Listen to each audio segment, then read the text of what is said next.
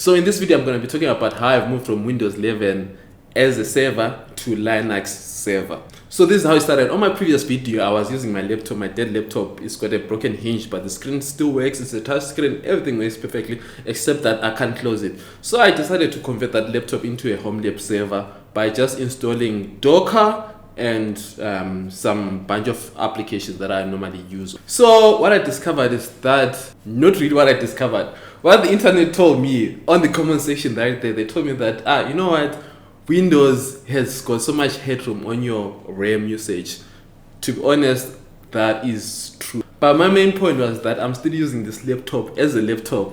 When I'm just chilling on the couch, I can browse and do some stuff, and then double it as also as a server.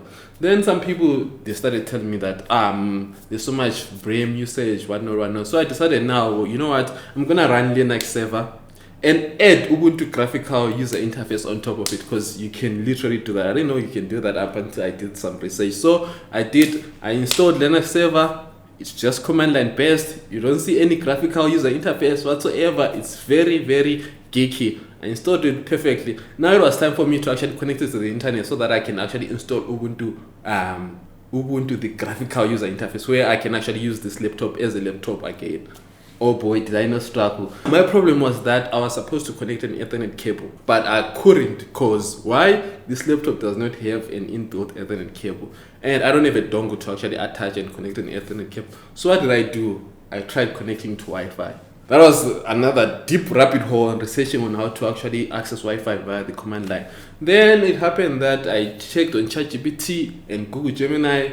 One point to Google Gemini. I feel like Google Gemini is getting better and better and better, because I struggled with ChatGPT. ChatGPT was giving me instruction after instruction, but nothing worked. Up until I went to Google Gemini. Google Gemini was very, very good with the resources and gave me links to resources that actually work. So the way you do it is actually you're supposed to create a new file using the command line and enter your Wi-Fi SSID and password and whatnot, blah blah blah. It's a very complicated procedure, but if you're a tech knowledgeable person, you can figure it out. So I created that file, saved it, then boom, I was connected to the Wi-Fi. Then after that, that's when I actually managed to install Ubuntu graphical user interface. So with this, the advantage is that I can literally, when my laptop is just lying down, like maybe it's just sitting as a server, I can switch off the graphical user interface and it works as a server and save some RAM from that graphical user interface in case I don't want that RAM usage. Because when it's just idling as a server, I don't need the graphical user interface. I just need the the command line that doesn't use any RAM. So yeah, that's the advantage of that. For my home lab, I installed CasaOS. So CasaOS is basically more like a container for other containers. I don't know if I'm saying that correctly, but that is where I actually install other applications on top of CasaOS. So this is where we are today. As you can see, we've got Ubuntu running here, and this is the graphics user interface, and I can simply switch it. I can run a command to switch it back to terminal where there is no GUI, and yeah, and this, it's mostly basic applications that came with Ubuntu desktop, but I only added VLC and Chrome because I needed to use it for some other things, but that's just basically it. So I also installed CasaOS, as I've mentioned before. I installed CasaOS, and this is how CasaOS looks like on a desktop when I'm remotely connecting to it. As you can see here, I'm actually using 31% RAM usage right here, meaning that I'm actually saving a lot. On Windows, I was on 80% when it's just idling. Here, 31% with the graphical user interface idling. And if I switch it off, goes maybe to like 26, 25, of which is like 7% increase on Linux. It's not bad at all. On Windows will be using like 4 gig RAM just idling. So yeah, that's a good thing about it. These are the applications that I was also running. 1, 2, 3, which one is the fourth one? Oh, and Plex. I was also running Plex. So I was running 4 applications and the Docker, but I was already on 80%. And as you can see here, the CPU usage is 1%. Linux is the greatest thing that you can ever do to yourself in terms of actually utilizing old resources or any new resources, to be honest. So yeah, so as you can see here, CasaOS has got you've got your account over here and your account details. I think you can edit them here. Log out, shut down. Oh, you can shut down CasaOS here. Yeah, and all these other settings. Then you've got your terminal here. If you wanna access your laptop's terminal, your server's terminal through CasaOS, you can just enter your details here. As you can see right now, I'm actually SSHing to the server. I can literally install some applications, do whatever I want to do with that server over there. Then what else is here? Then all of these applications, these other applications here on this row are on the other servers. They're not on the same server. So my Synology Home Assistant, different stuff, my router, and so on, they're actually on the Home Assistant hardware.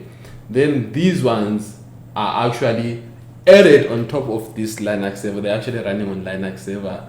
It's so amazing that I'm only getting 31%. I'm still shocked about it because yeah, so this is CasaOS. It comes with this app store right here where you can install stuff, simply install, but sometimes it gets too technical. You might find yourself searching on how to actually make it work, because sometimes you install and it doesn't work or something happens. But yeah, what else? So there's files here you can actually explore. It's a file explorer. You can have your documents, whatever here. It's like a NAS. So yeah, basically you can also add other storage locations. For instance, I've added my NAS storage here. As you can see, this is my NAS.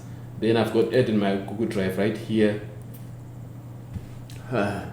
This is my Google Drive. And you can also add Dropbox and OneDrive. I failed to connect OneDrive. I don't know what's the problem or what's the reason, but OneDrive seems like it's not working. I have no idea why. Then you've got FileDrop right here. FileDrop is like it's like AirDrop, I think, but I haven't really used it. But I think it's like AirDrop.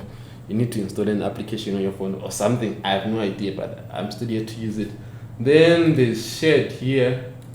This is just showing all the folders that you have shared externally. Maybe if you want to share a folder that's here to a local area network, like maybe my computer, things like that. This is where you can see all the folders that I've shared. For right now, I've only shared this folder, written admin. It's just basically my image pictures, so that I can literally just access them on my desktop or my videos or whatever, so that when I need them to edit them, I can just access them from here. And I've got this open speed test. Remember, I was telling you that I'm using Wi-Fi and I don't really mind much about the speed. So when I open the speed test, this literally communicates to the router. Then from the router to the laptop, we test the speed in between this computer and my other server and my laptop servers over there. So when I run this speed test right here, as you can see, I'm getting close to 200 megabytes per second, of which that's fairly enough for someone who's running this as a personal thing. I feel like it's way good for me. I'm not really complaining, but in the future, maybe I might add an Ethernet cable just for stability, but I'm not really complaining much. As you can see, I'm clocking over 271 and 500. I have no idea why my upload is more than my download, but yeah, it is what it is, man. And the ping of 2 seconds. Okay. The other main reason why I actually moved to Linux, I wanted to free some resources so that I can actually play with more applications and install more applications and test them out and see what's working, what's good and what's not good. So I'm gonna be launching a new playlist whereby I actually test out a lot of applications that are here and some that are not even here, just to see which ones are the best, which ones I recommend for whatnot. So keep in touch. If you're interested, just click the subscribe button and wait for the next video. It's coming soon.